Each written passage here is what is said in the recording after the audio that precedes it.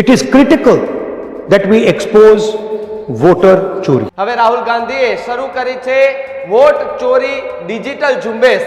રાહુલ ગાંધીએ લોકોને ઝુંબેશમાં જોડાવા માટેની અપીલ પણ કરી છે. વોટ ચોરી નામની વેબસાઇટ રાહુલ ગાંધીએ લોન્ચ કરી છે.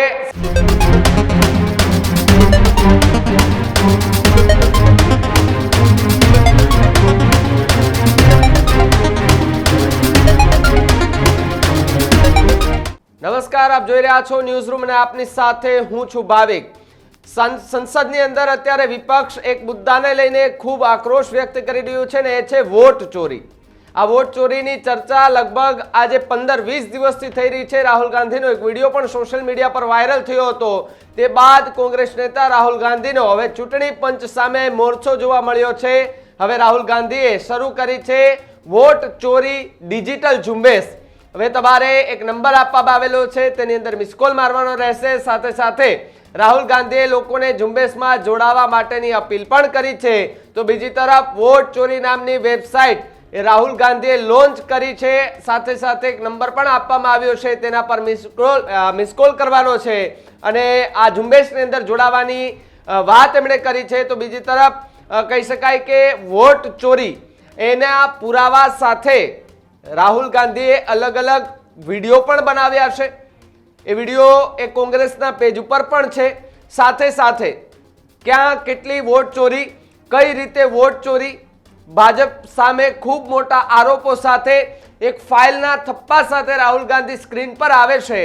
વિવિધ પેજમાં ડિટેલ્સ લખેલી હોય છે ને એ ડિટેલ્સ વાઇઝ એ વાત કરે છે અને એવું પણ કહેવામાં આવે છે ને એક મીડિયા રિપોર્ટ અનુસાર એવું પણ એક જાણવા મળ્યું છે કે જ્યાં ભારતીય જનતા પાર્ટીએ એવું કહ્યું હતું કે આ એક ઘર એમાંથી અમને 37 વોટ મળેલા છે.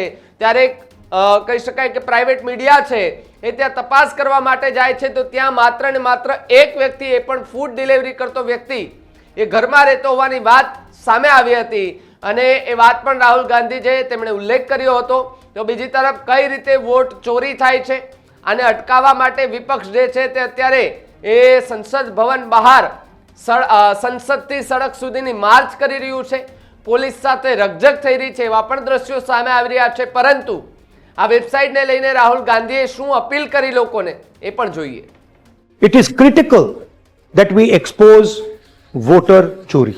इस कैंपेन का आप पूरा समर्थन कीजिए. Please support this campaign fully. हमारे वेबसाइट पे पूरा का पूरा इंफॉर्मेशन है, डेटा है. आप इस मूवमेंट में शामिल होइए और हिंदुस्तान में जो वोटर चोरी हो रही है उसको रोकने का काम कीजिए. धन्यवाद.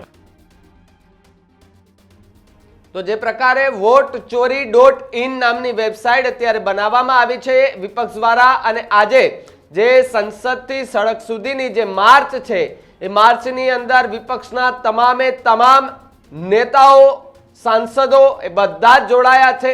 સાથે સાથે પ્રિયંકા ગાંધી એ લોકો રોડ ઉપર બેસીને આ આખી ઘટનાનો વિરોધ કરી રહ્યા છે અને તપાસની માંગ કરી રહ્યા છે.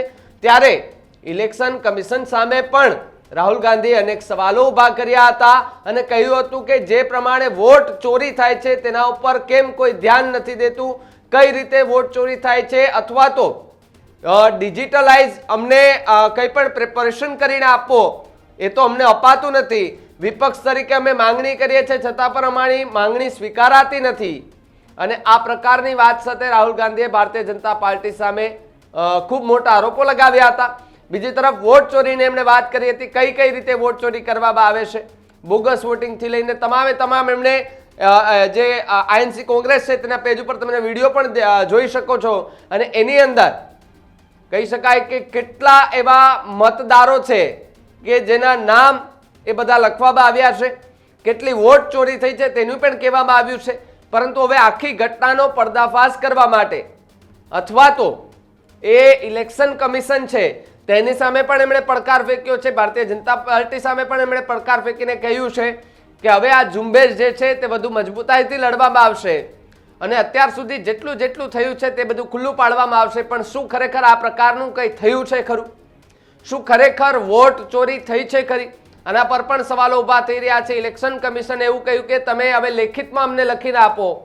જો કે રાહુલ ગાંધીએ તો કહી શકાય કે પેલી બુક જેવું બનાવીને પણ કહ્યું હતું કે અહીંયા એટલી ચોરી થઈ, આ રાજ્ય અલગ અલગ રાજ્યો વાઇઝ એમણે તો ડેટા પણ એ સોશિયલ મીડિયા પર આપ્યા છે, પરંતુ હવે આખી ઘટનાને લઈને ન માત્ર લગભગ આખું ભારતનું જે રાજકારણ છે ત્યાંની અસર થઈ રહી છે, કોંગ્રેસને સમર્થન આપવા માટે વિવિધ જે બીજી પાર્ટીઓ છે એ પણ અત્યારે વિપક્ષ તરીકે મેદાન આવી છે અને હવે સડકથી સંસદથી સડક સુધી, માફ કરજો, એ માર્ચ જે છે તે અત્યારે કાઢવામાં આવી રહી છે.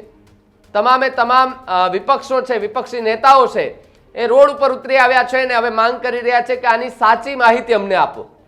ક્યાં કેટલી વોટ ચોરી, કઈ રીતે વોટિંગ, કેવી રીતે આખું શેડ્યુલ, કેવી રીતે આખા ડેટા, આ બધી જ જે વિગતો જે છે તે અત્યારે ઇલેક્શન કમિશન પાસેથી માંગવાની માંગણી જે છે તે વિપક્ષ કરી રહી છે. તો બીજી તરફ આખી ઘટનાને લઈને રાજકારણ અત્યારે ગરમાયું છે. આગામી સમયમાં શું નવું થાય એ તો સમય આવશે ત્યારે જ ખબર પડશે. પરંતુ રાહુલ ગાંધીએ જે વાત કરી છે, તમને શું લાગે છે? શું ખરેખર વોટ ચોરી થઈ હશે? કમેન્ટ બોક્સમાં ખાસ લખજો. જોતા રહેજો ન્યૂઝ રૂમ. નમસ્કાર.